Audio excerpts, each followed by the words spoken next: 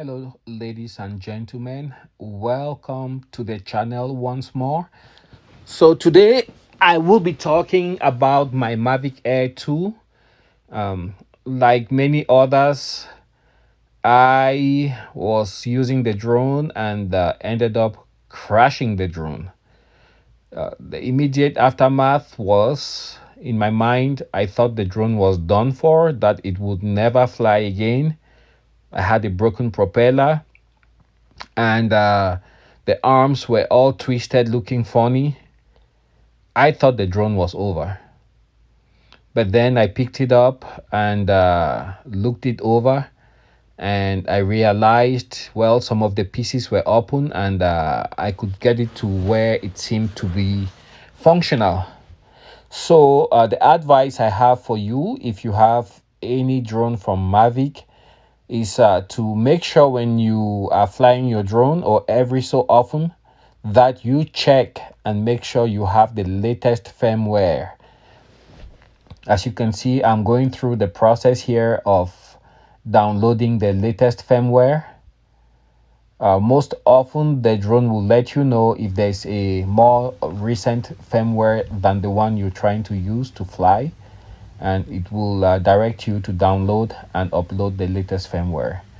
So right now I don't have a different set of props.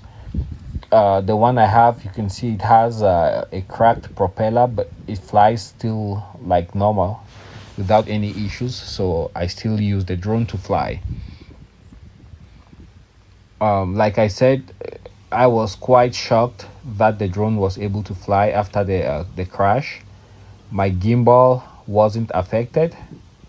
The prop actually chewed through the sticker that says ADSB on the front right arm, and you can see this other prop is cracked.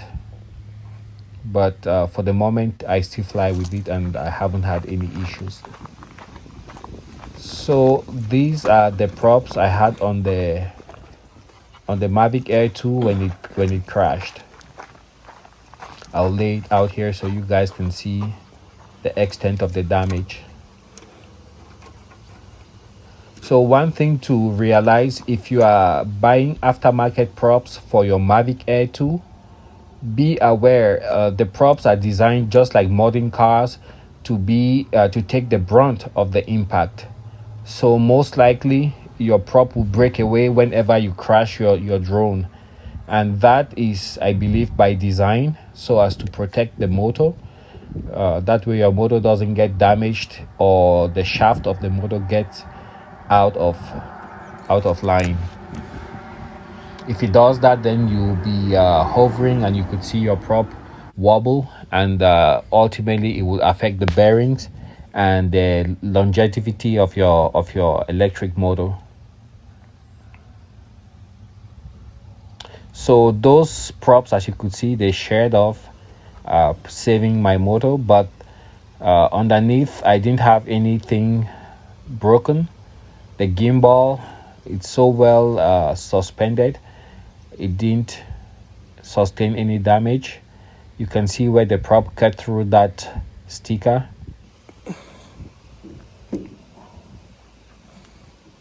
And I must admit, right now my props have been through a lot. I might be needing a new set here very soon. On the front left arm, oh no, it wasn't the front left. Yeah, this right rear arm sustained the most damage.